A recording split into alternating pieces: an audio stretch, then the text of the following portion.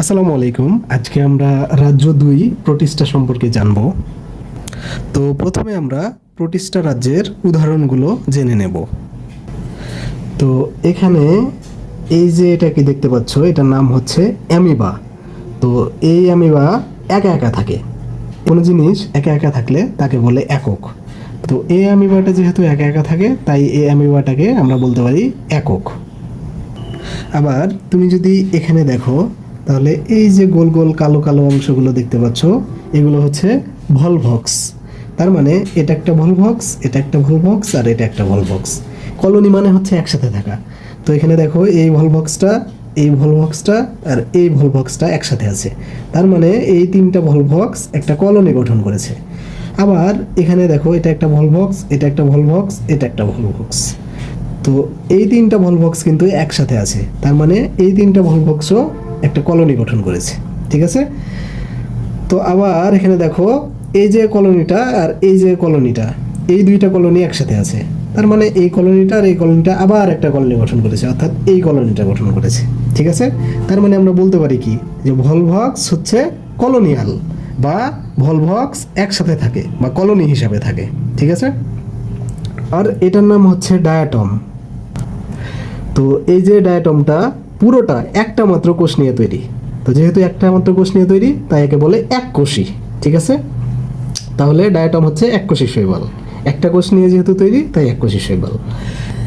আর এটা হচ্ছে উলোথ্রিক্স বা ইউলোথ্রিক্স।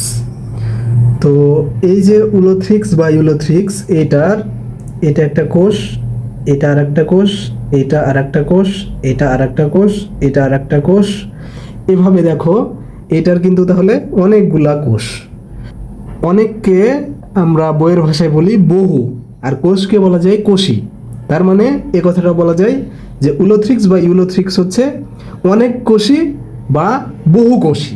তো এখানে এই কথাটাই ব্যবহার করেছে যে উলোথ্রিক্স বা ইউলোথ্রিক্স হচ্ছে বহু কোষী শৈবাল। ঠিক আছে? এর তো অনেকগুলা কোষ বা বহু কোষ, এই জন্য এটা হচ্ছে বহু কোষী শৈবাল। আর উলোথ্রিক্স বা ইউলোথ্রিক্সটাকে যদি দেখো, তাহলে তার যে সবগুলা কোষ একসাথে মিলে কেমন গঠন করেছে দেখো, এই যে এরকম। হ্যাঁ, তো সুতা তো এরকম, এই যে দেখো পাতলা, কিন্তু উপর দিকে অনেক লম্বা। সুতার মতো মানে হচ্ছে সেলাই করা সুতার মতো। হ্যাঁ, সেলাই করা সুতা দেখো সাইডে থাকে অনেক পাতলা, কিন্তু উপর দিকে থাকে কেমন লম্বা। এই জন্য আমরা এটাকে সেলাই করা সুতার সাথে তুলনা করেছি। ঠিক আছে? তো এই যে গঠনটা, এটাকে বলে সুতার মতো গঠন, বা সুতার মতো গঠনকে বইয়ের ভাষায় বলে ফিলামেন্ট বা ফিলামেন্টাস। ঠিক আছে? তাহলে এককোষী শৈবাল আর বহুকোষী শৈবালের পার্থক্যটা কি বলতো? এককোষী শৈবাল, এটার এই যে পুরা দেহ, এটাতে একটাই কোষ, কিন্তু বহুকোষী শৈবালে এর এই যে পুরা দেহ, এটাতে অনেকগুলা কোষ বা বহু কোষ। এটাই হচ্ছে মেন পার্থক্য। তো এটা হচ্ছে প্যারামেসিয়াম। তো প্যারামেসিয়াম একা একা থাকে। তো কোনো জিনিস যদি একা একা থাকে, তাহলে তাকে বলে একক। তো এই প্যারামেসিয়ামটা যেহেতু একা একা থাকে, তাই এটাকে আমরা বলতে পারি একক। তো আমরা এখানে যে ডায়াটমটাকে এভাবে দেখলাম, অন্য অ্যাঙ্গেল থেকে ডায়াটমটাকে এরকম দেখাই। ঠিক আছে? তো এখানে প্রোটিস্টা রাজ্যের উদাহরণ হিসেবে আমরা কিন্তু ডায়াটমকে নিয়েছি। ঠিক আছে? তো ডায়াটমের যে বৈশিষ্ট্যগুলো আমরা দেখব, ওগুলাই হবে প্রোটিস্টা রাজ্যের বৈশিষ্ট্য। তো তুমি যদি ডায়াটমের কোষটাকে দেখো, এই যে এটা হচ্ছে ডায়াটমের কোষ, তাহলে কোষে এই যে গোল গোল যে অঙ্গাণুগুলো দেখতে পাচ্ছ, এগুলোর নাম হচ্ছে রাইবোজোম। ঠিক আছে? আবার এই যে এইটার নাম হচ্ছে এন্ডোপ্লাজমিক রেটিকুলাম, এইটার নাম হচ্ছে মাইটোকন্ড্রিয়া, এইটার নাম হচ্ছে ক্লোরোপ্লাস্ট, আর এইটার নাম হচ্ছে নিউক্লিয়াস। তাহলে আমরা এই কথাটা বলতে পারি, ডায়াটমের কোষে বা প্রোটিস্টার কোষে সকল ধরনের অঙ্গাণু আছে। ঠিক আছে? এখানে কিন্তু আমরা সব ধরনের অঙ্গাণুই পাইলাম। তো এখন আমরা যদি নিউক্লিয়াস অর্থাৎ এইটার দিকে দেখি, তো এটার ভিতরে এই যে গোল অংশটুকু দেখা যাচ্ছে, এটার নাম হচ্ছে নিউক্লিওলাস। আর এই যে বাইরের যে আবরণীটা, এই আবরণীটার নাম হচ্ছে নিউক্লিয়ার মেমব্রেন।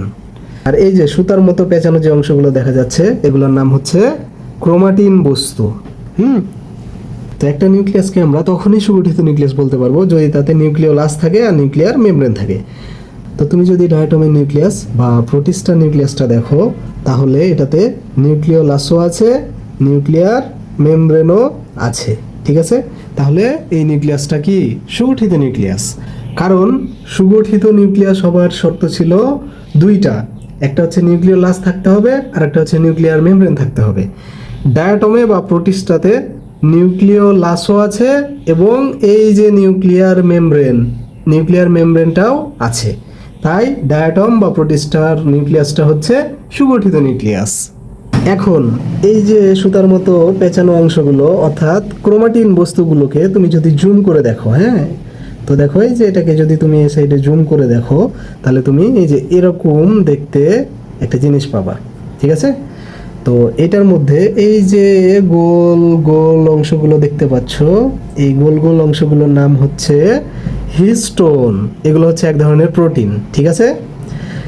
আর এই যে সুতার মতো যে অংশগুলো দেখতে পাচ্ছ এগুলো হচ্ছে ডিএনএ। আবার মাঝে এই যে সুতার মতো অংশগুলো দেখতে পাচ্ছ এগুলোও ডিএনএ। ঠিক আছে? এই যে মাঝে সুতার মতো অংশগুলো হচ্ছে ডিএনএ। ঠিক আছে? এই যে সুতার মতো অংশগুলো ডিএনএ। তাহলে দেখো এই যে সুতার মতো যে অংশগুলো এগুলো ডিএনএ, এই যে সুতাটাও ডিএনএ, এই যে সুতার মতো অংশগুলো ডিএনএ, এই সুতাটাও ডিএনএ, এই যে সুতার মতো অংশগুলো ডিএনএ, এই সুতাটাও ডিএনএ, এই যে সুতার মতো অংশগুলো ডিএনএ। ঠিক আছে? আর এই যে গোল বলগুলো, এই গোল বলগুলো হচ্ছে হিস্টোন। এগুলো হচ্ছে এক ধরনের প্রোটিন। ঠিক আছে? তাহলে আমরা এই কথাটা বলতে পারি, এই যে ক্রোমাটিন বস্তু, এই ক্রোমাটিন বস্তুতে হিস্টোন থাকে যেটা এক ধরনের প্রোটিন, আবার ডিএনএও থাকে। তো এই ডায়াটমটাকেই আমরা এখানে দেখিয়েছি। হ্যাঁ, তো মনে করো এই ডায়াটমটার বাইরে এই যে এখানে ফোটা ফোটা যে গোল গোল অংশগুলো দেখতে পাচ্ছ এগুলো হচ্ছে খনিজ লবণ, আবার নিচে যে ফোটা ফোটা গোল গোল অংশগুলো দেখতে পাচ্ছ এগুলো হচ্ছে গ্লুকোজ। তো ডায়াটম করে কি, এই যে খনিজ লবণগুলোকে কোষের ভিতরে নিয়ে চলে আসে। ঠিক আছে? বা খনিজ লবণগুলোকে তার ভিতরে নিয়ে চলে আসে। আবার এই যে গ্লুকোজগুলো, এই গ্লুকোজগুলোকেও তার ভিতরে নিয়ে চলে আসে, বা এটা বলতে পারো এই গ্লুকোজগুলোকে তার কোষের ভিতরে নিয়ে চলে আসে। ঠিক আছে? তো এই যে পদ্ধতিটার মাধ্যমে খনিজ লবণগুলোকে কোষের ভিতরে নিয়ে আসলো বা গ্লুকোজগুলোকে তার কোষের ভিতরে নিয়ে চলে আসলো, এটাকেই বলছে শোষণ পদ্ধতি। ঠিক আছে? তাহলে ডায়াটম খাদ্য গ্রহণ করে শোষণ পদ্ধতিতে, অর্থাৎ বাইরের খাবারটা সে তার ভিতরে নিয়ে চলে আসে। এটাই হচ্ছে শোষণ পদ্ধতি। তাহলে আমরা এই কথাটা বলতে পারি ডায়াটম খাদ্য গ্রহণ করে শোষণ পদ্ধতিতে, অথবা এই কথাটা বলতে পারি যে প্রোটিস্টা খাদ্য গ্রহণ করে শোষণ পদ্ধতিতে। তো এটা হচ্ছে একটা পুকুর এবং পুকুরে এগুলো হচ্ছে তোমার পানি, আর এটা হচ্ছে একটা ডায়াটম। তো ডায়াটমের ভিতরে এই যে অঙ্গাণুটা দেখতে পাচ্ছ এটার নাম হচ্ছে ক্লোরোপ্লাস্ট। তো এই ক্লোরোপ্লাস্টের ভিতরে থাকে ক্লোরোফিল, আর এখানে এগুলো হচ্ছে বাতাস। তো বাতাসে থাকে কার্বন ডাইঅক্সাইড। ঠিক আছে? আর এটা হচ্ছে সূর্য, সূর্য থেকে আসে আলো। তাহলে এখন বিষয়টা হচ্ছে এই যে ডায়াটমটা এটা তার ক্লোরোপ্লাস্টের ক্লোরোফিলটাকে কাজে লাগাবে। তাহলে তুমি এখানে ক্লোরোফিল এটা লিখে দাও। আবার এই যে তার চারপাশে যে পানি আছে পানিকে কাজে লাগাবে, তাহলে এখানে পানি কথাটা লিখে দাও। আর বাতাসে যে আছে কার্বন ডাইঅক্সাইড এটাকেও কাজে লাগাবে, তাহলে তুমি এখানে কার্বন ডাইঅক্সাইড কথাটা লিখে দাও। আবার সূর্য থেকে যে আলো আসবে এটাকেও কাজে লাগাবে। ঠিক আছে? তো তাহলে নিচে তুমি সূর্যের আলো কথাটা লিখে দাও। তাহলে এই যে এগুলোকে কাজে লাগিয়ে সে তৈরি করবে গ্লুকোজ আর অক্সিজেন। ঠিক আছে? তো গ্লুকোজ হচ্ছে শর্করা জাতীয় খাদ্য, অর্থাৎ সে এগুলোকে কাজে লাগিয়ে কিন্তু শর্করা জাতীয় খাদ্য বা গ্লুকোজ তৈরি করে ফেলছে। ঠিক আছে?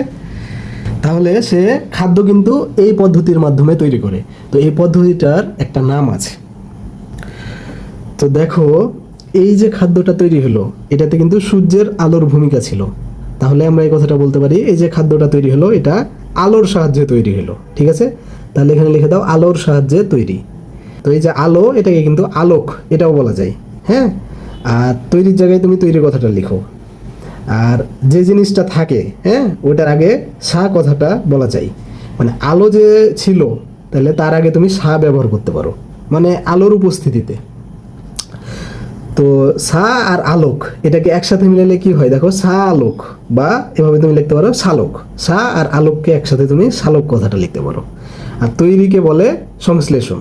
তৈরি হলো এই তৈরিকে বইয়ের ভাষায় বলে সংশ্লেষণ। তার মানে আলোর সাহায্যে তৈরি এটাকে তুমি শালোক সংশ্লেষণ এটা বলতে পারো। ঠিক আছে? আর সংশ্লেষণ বা তৈরি এ কথাটাকে বইয়ের ভাষায় বলা যায় সিনথেসিস, ইংরেজিতে বলে সিনথেসিস। আর আলো বা সালোক এটাকে বইয়ের ভাষায় বলে ফটো, ঠিক আছে, বা ইংরেজিতে বলে ফটো, ঠিক আছে। আলো বা সালোক এটাকে বইয়ের ভাষায় বলে ফটো। তার মানে আলোর সাহায্যে তৈরি বা সালোকের সাহায্যে তৈরি বা সালোক সংশ্লেষণ বা ফটোসিনথেসিস একই কথাই, ঠিক আছে। তাহলে ডায়াটম বা প্রোটিস্টা খাদ্য তৈরি করে সালোক সংশ্লেষণ পদ্ধতিতে বা ফটোসিনথেসিস পদ্ধতিতে। তো এখানে তুমি যদি দেখো তাহলে এটা হচ্ছে একটা ডায়াটম, আর ডায়াটমের এইটা হচ্ছে একটা নিউক্লিয়াস। তো এই যে ডায়াটমটাই হচ্ছে এই ডায়াটমটা, আর এই নিউক্লিয়াস থেকে দুইটা নিউক্লিয়াস তৈরি হবে। তো দেখো এটা হচ্ছে একটা নিউক্লিয়াস আর এটা হচ্ছে আর একটা নিউক্লিয়াস। এখন এই ডায়াটমটা মাঝ বরাবর আলাদা হয়ে যাবে।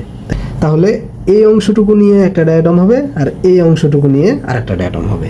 তাহলে এই অংশটুকু এখানে আসলো আর সাথে নিউক্লিয়াসটা এখানে আসলো, আর এই অংশটুকু এই যে এখানে আসলো আর সাথে নিউক্লিয়াসটা আসলো, ঠিক আছে। তাহলে বিষয়টা হলো এই অংশটুকু হলো এই অংশটুকু, আর এই যে নিউক্লিয়াসটা এটা হলো এই নিউক্লিয়াসটা, আর এই অংশটুকু হলো এই অংশটুকু, আর এই নিউক্লিয়াসটা হচ্ছে এই নিউক্লিয়াসটা। তাহলে দেখো নতুন দুইটা ডায়াটম তৈরি হলো, এটা একটা ডায়াটম আর এটা একটা ডায়াটম। তো কোনো জায়গায় যদি একটা থেকে অনেকগুলো জীব তৈরি হয় তাহলে তাকে বলে প্রজনন। তাহলে দেখো এখানে একটা ডায়াটম ছিল, এখান থেকে কিন্তু দুইটা ডায়াটম তৈরি হলো, তাহলে এটাকে আমরা বলতে পারি প্রজনন। তাহলে কি ধরনের প্রজনন?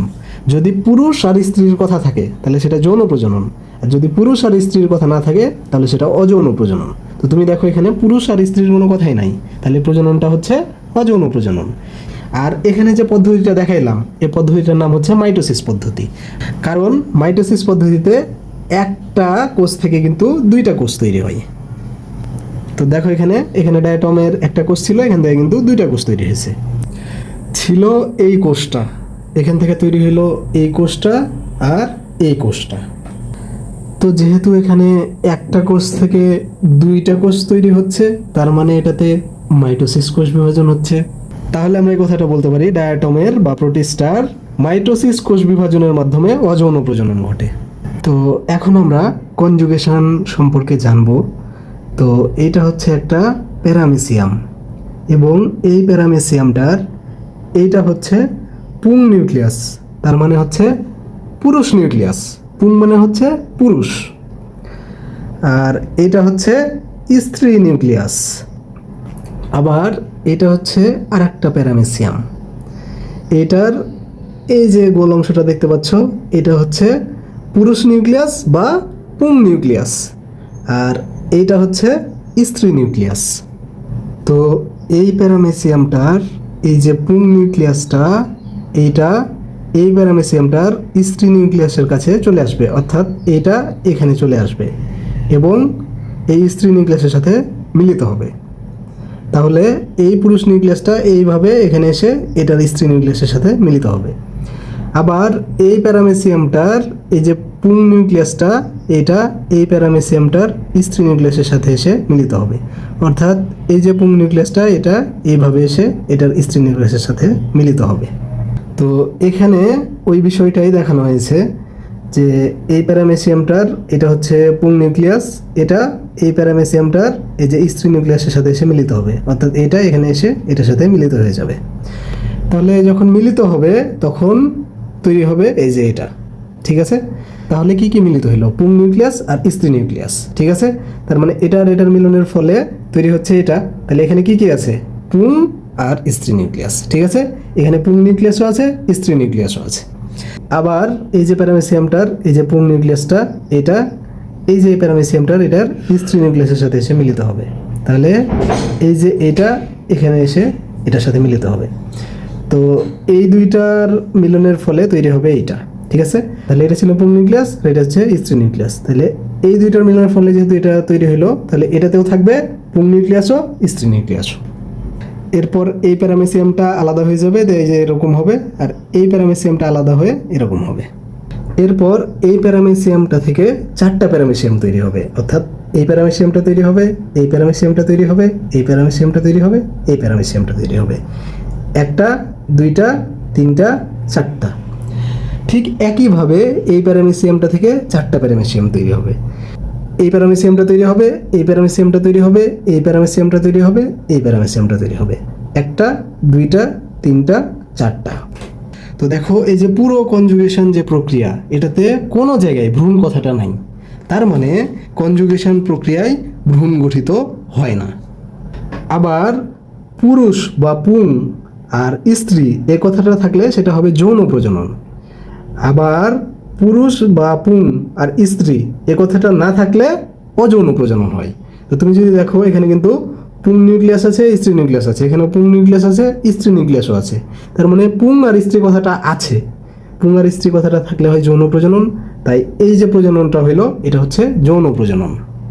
আবার দেখো এখানে পুং নিউক্লিয়াসটা কিন্তু গোল, আবার স্ত্রী নিউক্লিয়াসটাও গোল। এখানেও পুং নিউক্লিয়াসটাও গোল, স্ত্রী নিউক্লিয়াসটাও গোল। তো দেখো পুং নিউক্লিয়াসটা গোল, স্ত্রী নিউক্লিয়াসটা গোল। তো যেহেতু দুইটাই গোল, অর্থাৎ দুইটাই কিন্তু দেখতে একই, দুইটাই গোল দেখতে, ঠিক আছে? তো দেখতে একই, এটাকে বইয়ের ভাষায় বলে গঠনগতভাবে এক। আর আরেকটা বিষয়, পুং নিউক্লিয়াসকে বলে পুংগেমেট আর স্ত্রী নিউক্লিয়াসকে বলে স্ত্রী গেমেট। আবার এখানে পুং নিউক্লিয়াসকে বলে পুংগেমেট, স্ত্রী নিউক্লিয়াসকে বলে স্ত্রী গেমেট। তো এখানে কি হয়েছিল বলো তো? এই যে পুং নিউক্লিয়াস বা পুংগেমেটের সাথে এই যে এখানকার স্ত্রী নিউক্লিয়াস বা স্ত্রী গেমেটের মিলন হয়েছিল, আর এখানকার পুং নিউক্লিয়াস বা পুংগেমেটের সাথে এখানকার স্ত্রী নিউক্লিয়াস বা স্ত্রী গেমেটের মিলন হয়েছিল। আর দেখো এই মিলনটাতে পুং নিউক্লিয়াস আর স্ত্রী নিউক্লিয়াস দুইটা কিন্তু আলাদা জিনিস, তাই না? একটা পুং আর একটা স্ত্রী। তো এই যে পুং নিউক্লিয়াস আর স্ত্রী নিউক্লিয়াস এই দুইটা যে আলাদা, আলাদাকে বলে ভিন্ন। আর এই যে একটা পুং আর একটা স্ত্রী, এই ভিন্নটাকে বলে জৈবনিকভাবে ভিন্ন। আবার এখানকার যে পুং নিউক্লিয়াস আর এটা যে স্ত্রী নিউক্লিয়াস, এই দুইটার যে মিলন হয়েছিল, তাহলে একটা ছিল পুং আর একটা কি ছিল স্ত্রী। তাহলে দুইটা কিন্তু আলাদা, একটা পুং আর একটা স্ত্রী, তার মানে দুইটা আলাদা, আলাদাকে বলে ভিন্ন। তো এই যে ভিন্ন, এটা কেমন ভিন্ন? জৈবনিকভাবে ভিন্ন। তাহলে আমরা এই কথাটা বলবো যে প্রোটিস্টাতে বা প্যারামেসিয়ামে গঠনগতভাবে এক কিন্তু জৈবনিকভাবে ভিন্ন দুইটা গ্যামেট, একটা পুং গ্যামেট বা পুং নিউক্লিয়াস আর একটা স্ত্রী গ্যামেট বা স্ত্রী নিউক্লিয়াসের মিলনের ফলে যৌন প্রজনন ঘটে।